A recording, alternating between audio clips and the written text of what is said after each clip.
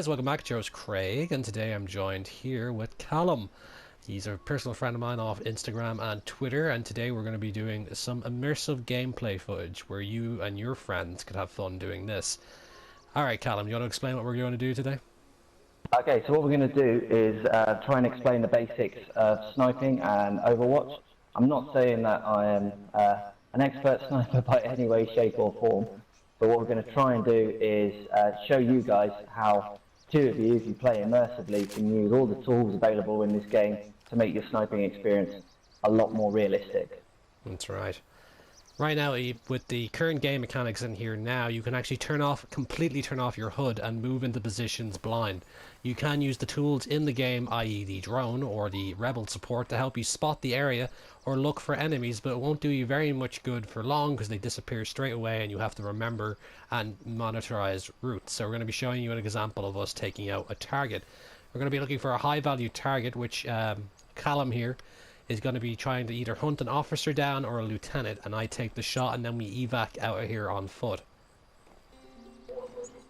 Okay, so what I'm going to do now, because I can see some enemy giving us Overwatch, is I'm going to take position as best I can in cover by this tree, get down into the crawl, mark them with my binoculars as best I can. The thing is though, in the immersive moment that we're having right now, I can't see the enemy till you give me a description, so I'm going to move up a different way to get a bit more of a vantage point on them. You get ready to spot. Roger, I'm moving forward just to get better eyes on. I've got one times enemy sniper currently in a tower. Yeah, I see him. You can use your drone during this, Callum, if you want to see around the area what kind of enemy troops we have around in the area. So if you look at enemy positions and you think, well, there's a guard tower there, what's it guarding? So try and use a bit of a tactical sense and have a bit of appreciation, more of the military aspect of what the enemy might be guarding. So I can spot this one lone gunman in the tower just using my binoculars or by using my weapon sight. So what I'm going to do is deploy the drone now, give the area a good soak and find any possible further troops. Given that we're both playing immersively, Callum has no map ideas, nothing. He's using basically what he can see. So he's going to be relaying me their movements and whatnot and where they're going. At the moment, the sniper is now fully in the open now on the stairway, looking and doing Overwatch. So once we take out him, they basically lose their Overwatch in the area. Okay, unless they discover him. Yeah? I have I've put the drone up. And right now, I've got eyes on 4 times enemy, 2 in sniper positions, and 2 with supporting infantry. Right. They're currently guarding crossing point at a river. Right. So this will be a big problem now, because that must lead to a fob or a different checkpoint along the way with more troops to come in their way. So regarding the current target I have in sight right now, which is the sniper, taking him out would actually make more of our chances of getting through this successful, correct?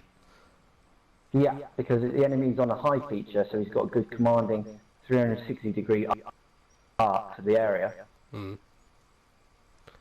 So, should I take him out or should I wait? What I'm going to do is move into a position where I can see his support at the bottom, so I can get eyes on both enemy, and then I'll give you the time to call the shot, so that way I can assess how the enemy is going to react to you firing. And if of course, as usual, we are using suppressed weaponry, so it's always helpful to have a suppressor on your rifle or your pistols or whatever. Oh, wait. I think noticing the change in the guard's stance, I think he spotted one of us or he's seen something, so right now to prevent weapons free, ready to fire? Ready to fire. Alright, taking shot. Fire, fire, fire. Target down. No. I have eyes on the enemy support troop. He's still on suspect mode. From what I can assess by his body language, he's assessed us, and he's decided to alert the enemy.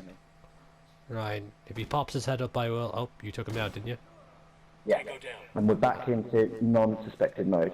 I assessed the enemy's reaction, made the call, took him out. Grand. It's pretty much a good way to get through the level here as snipers if you want.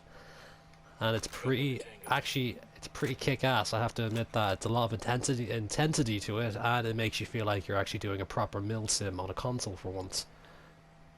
If you look at what the weapons Craig is carrying, he's got a sniper rifle. But as me, in the spotter role, I would carry a semi-automatic sniper weapon, so like a G28.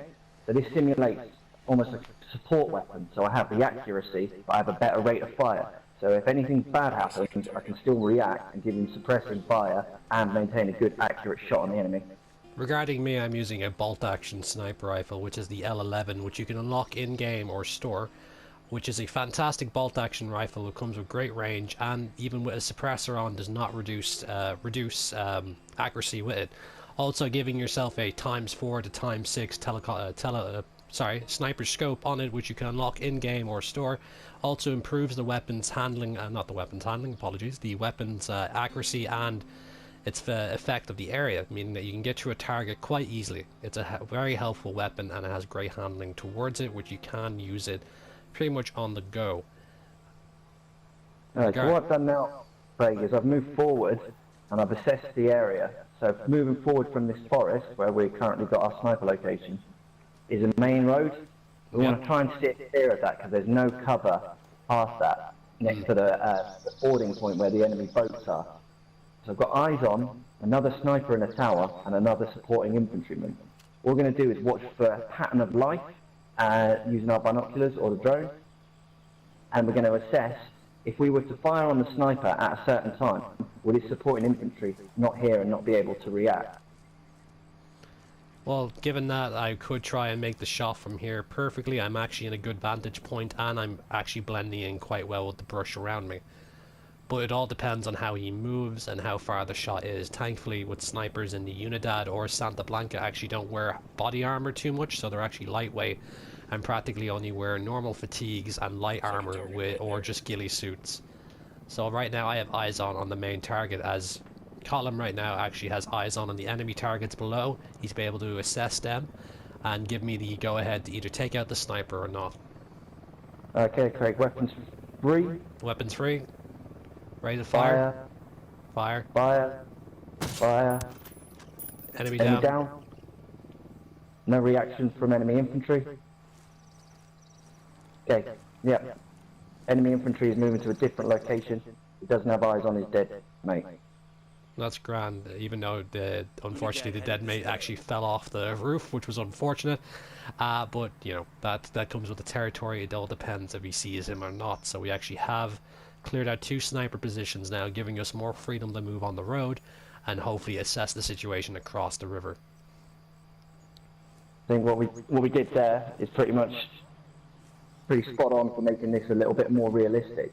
See, if we wanted to, because we've watched the pattern of life, that third enemy infantryman has currently come onto a roof, Craig can move to a different position and engage him. It's all about watching the enemy, seeing what they do and reacting accordingly.